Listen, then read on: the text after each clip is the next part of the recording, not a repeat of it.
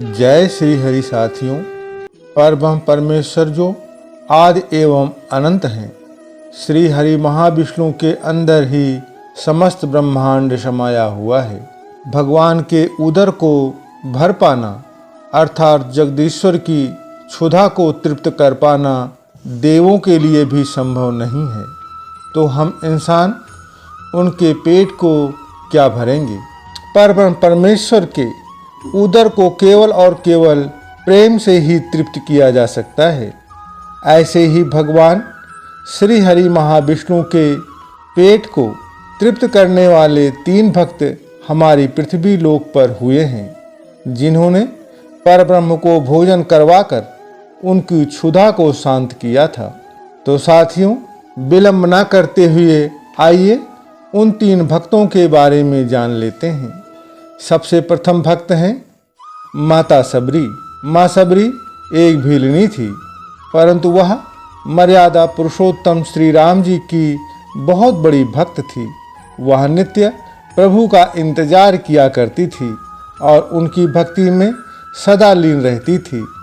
जब प्रभु श्री राम जी माता सीता को खोजते हुए आए तो माँ सबरी से उनकी भेंट हुई।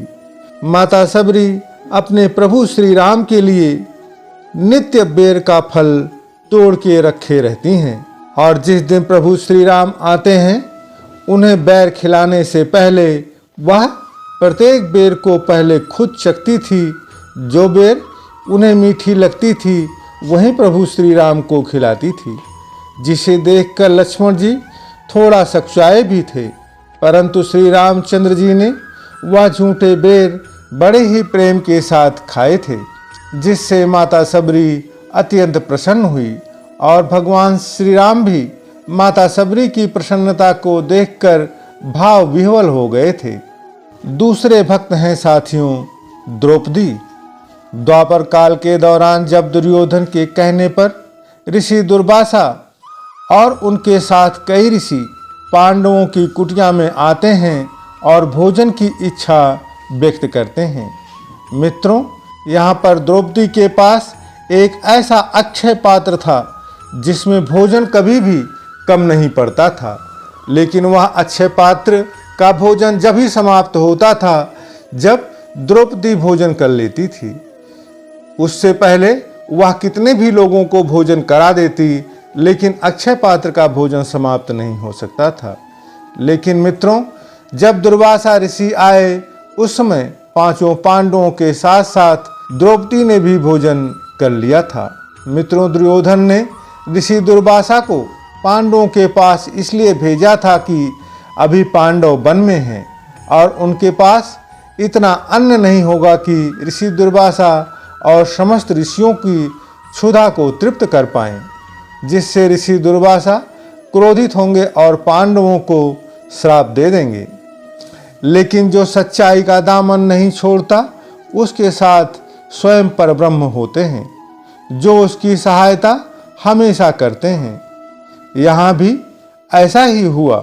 ऐसे समय पर पांडवों और द्रौपदी को कोई दूसरा रास्ता ना दिखाई देने पर उन्होंने लीलाधर श्री कृष्ण भगवान को सच्चे मन से याद किया। फिर क्या था मित्रों, वही हुआ जो होना था। भगवान श्री कृष्ण वहाँ पर दौड़े चले आते हैं और बहुत ही तीव्र भूख लगी है या कहते हुए भोजन मांगते हैं। उस समय द्रौपदी भगवान श्री कृष्ण से कहती हैं कि हे माधव, भोजन के लिए तो कुछ नहीं है और आप भी वही कह रहे हैं। हम तो पहले से ही परेशान हैं। ऋषि दुर्वासा आए हैं और वह भी अभी स्नान करके अपनी मंडली के साथ आ रहे होंगे। वह भी भोजन करने की इच्छा रखते हैं। जिस पर भगवान श्री कृष्ण ने प्रत्येक पात्रों के अंदर झांका तो प्रत्येक पात्र खाली दिखाई देता है, लेकिन एक पात्र में चावल का एक दाना उन्हें दिखाई दे जाता है, जिसे वासुदेव ने उठाकर मुंह में डालकर उसे खा लिया और अपने उदर पर हाथ सहलाया और डकार मार दी और वह तृप्त हो गए। यहाँ दुर्वासा ऋषि और उनके साथ के प्रत्येक साधु को ऐसा महसूस हो रहा था कि उनके गले तक भोजन भर आया है और अब वह अन्न का एक भी दाना ग्रहण नहीं कर सकते हैं। जिसके उपरांत दुर्वासा ऋषि ने पांडवों और द्रौपदी को बहुत सारा आशीष देकर बिना भोजन के ही चले जाते हैं। इस प्रकार भगवान ने अपने भक्त की लाज बचाई। मित्रों, तीसरे भक्त भी द्वापर काल के ही हैं और उनका नाम है विदुर। जब भगवान श्री कृष्ण धृतराष्ट्र के पास पांडवों के शांति दूत बनकर आए थे, उस समय उन्हें तकरीबन कई लोगों ने अपने अपने घर पर भोजन के लिए आमंत्रित किया था, पर वह केवल और केवल महात्मा विदुर के आमंत्रण को ही स्वीकार करते हैं और विदुर के घर भोजन करते हैं, जिससे महात्मा विदुर अपने आप को गौरवान्वित महसूस करते हैं। भगवान श्री कृष्ण जी चाहते तो वह अन्य लोगों के घर उत्तम प्रकार का भोजन कर सकते थे, परंतु नारायण को भोजन नहीं, वह तो व्यक्ति के भाव को देखते हैं और प्रेम भाव, भक्ति भाव ही है जिससे नारायण के उदर को तृप्त किया जा सकता है। बाकी भौतिक वस्तुओं की नारायण को क्या आवश्यकता है, वह तो स्वयं लक्ष्मीपति और मायापति हैं।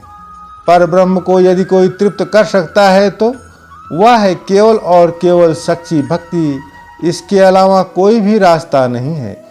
और भक्ति के द्वारा ही श्रीमन नारायण को अपने बस में भी किया जा सकता है।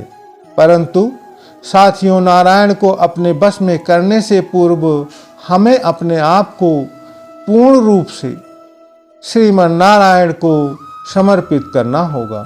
साथियों, हमारे इस प्रदर्शन के लिए आपके क्या विचार हैं, कृपया कमेंट करें। साथ ही यदि आप चैनल पर नए हैं तो कृपया चैनल को सब्सक्राइब करके पर ब्रह्म भक्ति सागर परिवार का सदस्य बनकर मुझे अनुग्रहित करें। धन्यवाद। प्रेम से बोलो जय श्री हरि।